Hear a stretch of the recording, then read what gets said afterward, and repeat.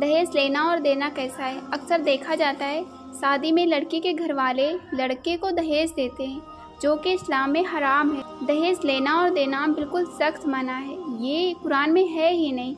अल्लाह ने कुरान में सूरह निसा में फरमाया है, जब भी आप शादी करो तो अपनी होने वाली बीवी को एक गिफ्ट दो, जिसको मेहर कहा जाता है। मेहर निकाह के लिए फ़र्ज़ है, लेकिन हमारे मुआशरे में उल्टा होता है।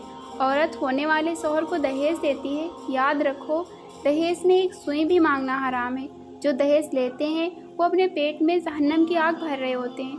आप सल्लल्लाहु अलैहि वसल्लम का फरमान है, निकाह को आसान करो।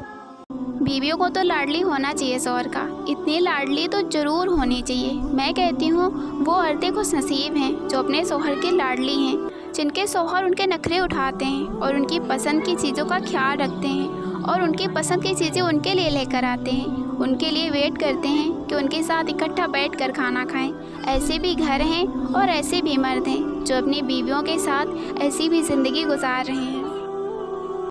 अपनी बीवी के खिलाफ किसी को बात करने का मौका ना दो, क्योंकि बावकार शख्स अपनी बीवी के वकार और इज़्ज़त नफ्स का खूब ख्याल रखता है। आज ज़िंदगी का सबसे बड़ा दिखावा और सोशलबाजी पता है क्या है? शादियाँ। इंसान पूरी ज़िंदगी मेहनत करता है सिर्फ उन 500 लोगों को खुश करने के लिए जो आपको कभी खुश नहीं देखना चाहते। आपने कभी सुना है कि जो 500 लोग आपकी शादी में आए थे वो आपके डिवोर्स के टाइम पे भी आपके साथ खड़े हों? कोई आपकी मदद करने नहीं खड़ा होगा, कोई किसी काम नहीं आने वाला।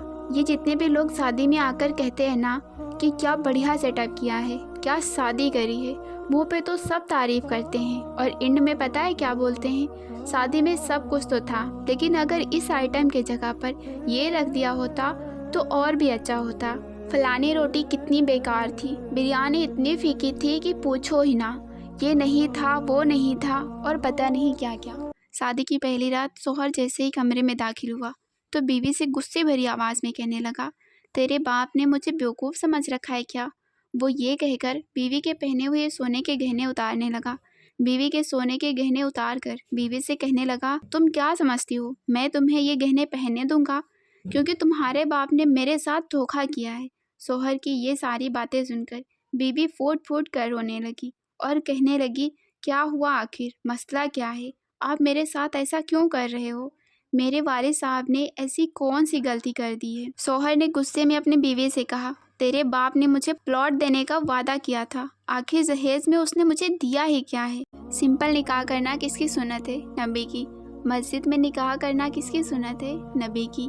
विदाउट जहेज निकाह करना किसकी सुन्नत है? नबी की। गरीब लड़की से निकाह करना किसकी सुन्नत है? नबी की। नबी की सुन्नत पे अमल करो।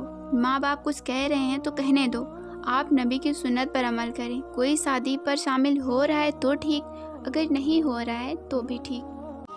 जब लड़का शादी करके घर पहुंचा तो सब ने पूछा, क्या क्या मिला है जहेज में? कुछ देर तो लड़का चुप रहा, फिर जब उसने अपने दुल्हन के रोने की आहट सुनाई दी तो उससे रहा नहीं गया। लड़के ने बोला, आज मैं दुनिया का सबसे अमीर आदमी बन गया। एक बाप ने अपनी जान से प्यारी बेटी दे दी, एक भाई ने अपनी हमजोली दे दी, एक बहन ने अपनी परछाई दे दी, और तो और एक माँ जो दुनिया को सब कुछ दे सकती है लेकिन अपनी संतान नहीं दे सकती, उस माँ ने अपने आंचल में खेली हुई गुड़िया दे दी। और क्या चाहिए?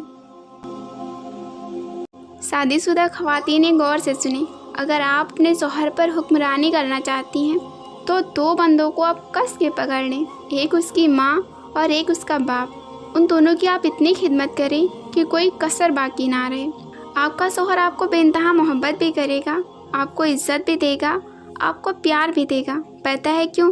क्योंकि हमारे मुआशरे में शादी एक नस्ल चलाने के लिए नहीं की जाती।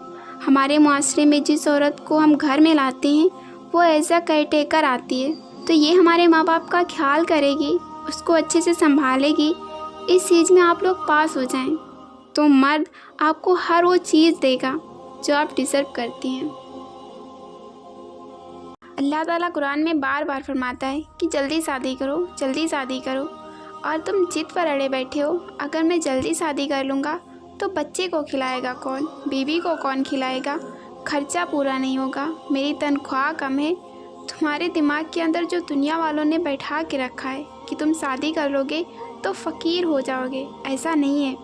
اللہ تعالیٰ قرآن کے اندر صاف صاف فرماتا ہے تم شادی کرو، بچے پیدا کرو، بیوی لے کر آؤ، ایک شادی نہیں، دو شادیاں نہیں، تین شادیاں نہیں، تم چار شادیاں کرو اور میں تم کو غنی کر دوں گا۔ جب تم شادی کر لو گی، اگر تم فقیر ہوگے اللہ تمہیں اپنے فضل و کرم سے غنی کر دے گا، لیکن اگر تم اپنی بیویوں کے ساتھ انصاف نہیں کر سکتے تو تمہیں 4 شادیاں کرنے کا کوئی حق نہیں ہے۔